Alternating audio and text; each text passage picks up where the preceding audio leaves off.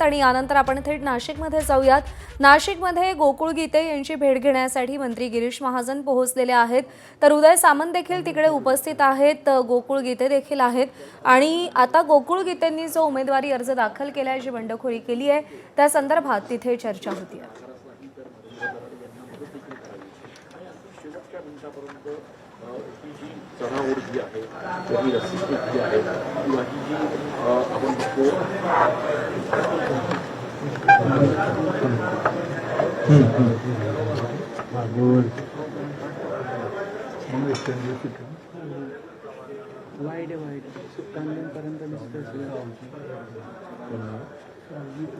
ही दृश्य सध्या आपण पाहतोय। उदय सामंत, गिरीश महाजन उपस्थित आहेत, गोकुळ गीते उपस्थित आहेत। गोकुळ गीतेंनी या निवडणुकीमध्ये थांबावं किंवा दराडेंना पाठिंबा जाहीर करावा, यासाठी त्यांची मनधरणी केली जाते। मुकुल कुलकर्णी आपले प्रतिनिधी आपल्याला अधिक अपडेट देतील। मुकुल, काही वेळापूर्वी गिरीश महाजन देखील तिथे पोहोचलेत, बऱ्याच वेळापासून ही बैठक सुरू आहे, काय डेव्हलपमेंट्स आहेत सध्या? बैठक सुरू आहेत, मात्र या बैठकीमध्ये गोकुळ गीते प्रचंड आक्रमक झाल्याचं आपल्याला बघायला मिळतं आहे। गोकुळ गीते हातवारे करत आता नरेंद्र दराडे आणि दराडे बंधूंविषयी नाराजी व्यक्त करताना दिसत आहेत।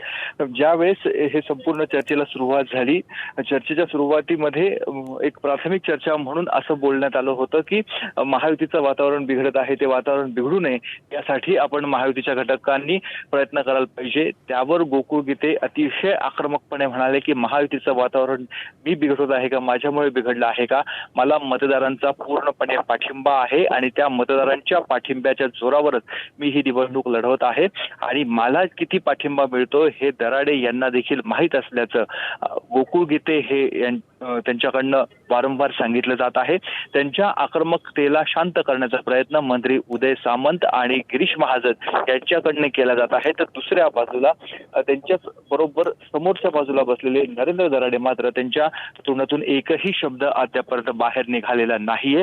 ते फक्त गोकुळ गीते काय बोलत आहेत, मंत्री त्यांची कशी समजूत घालत आहेत एवढंच बघत आहेत। परंतु आता सध्या तरी वातावरण बैठकीमधलं प्रचंड असं तापलेलं आहे। गोकुळ गीते यांच्याकडनं मोठ्या प्रमाणामध्ये नाराजी देखील व्यक्त केली जात आहे।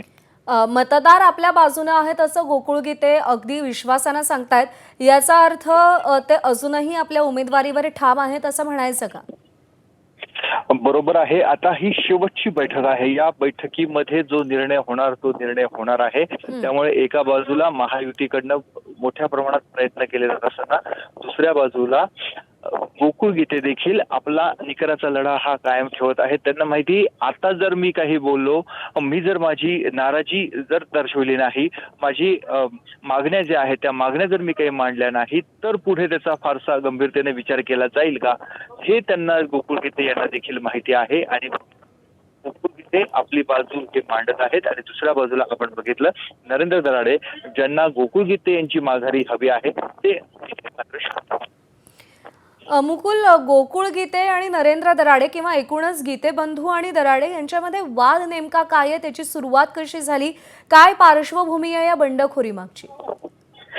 वाद असा नाहीये। ज्यावेळेस दोन उमेदवार निवडणुकीसाठी सामोर जातात, निश्चितच ते एकमेकांचे प्रतिस्पर्धी ठरत असतात आणि ह्यामुळेच दोघांमध्ये आता राजकीय वैर हे निर्माण झालेलं आहे। गोकुळ गीते आणि गीते कुटुंबियांकडनं वारंवार हेच सांगितलं जात आहे की दराडे मागच्या वेळेस आमदार झाले, मात्र 6 वर्षामध्ये ते मतदारांपर्यंत फिरकलेच नाहीत, मतदारांच्या कुठल्याही समस्या त्यांनी सोडवल्या नाहीत आणि तोच राग, तोच रोष मतदारांमध्ये आहे, म्हणजे स्थानिक स्वराज्य संस्थांच्या नगरसेवकांमध्ये आहे आणि त्यामुळे मतदार स्वतः मला येऊन सांगत आहेत की तुम्ही तुमची उमेदवारी कायम करा, आम्ही तुम्हाला सपोर्ट करू, आम्ही तुम्हाला मतदान करू। हेच एकमेव कारण आहे। दोघांमध्ये आता प्रतिस्पर्धी म्हणून आता त्यांचं जे नातं आहे ते तसं नातं तयार झालेलं आहे। अर्थातच नरेंद्र दराडे हे मवाळ स्वरूपाचे आहेत, ते त्यांना शांत करण्याचाच प्रयत्न त्यांच्याकडनं केला जाईल, परंतु अद्याप नरेंद्र दराडे यांच्याकडनं काहीही बोलण्यात आलेलं नाहीये। जी काही बाजू मांडली जात आहे ती गोकुळ गीते मांडत आहेत आणि दुसऱ्या बाजूला मंत्री त्यांची समजूत घालत आहेत। मुकुल, अपडेट जाणून घेत राहू, तुर्तास धन्यवाद।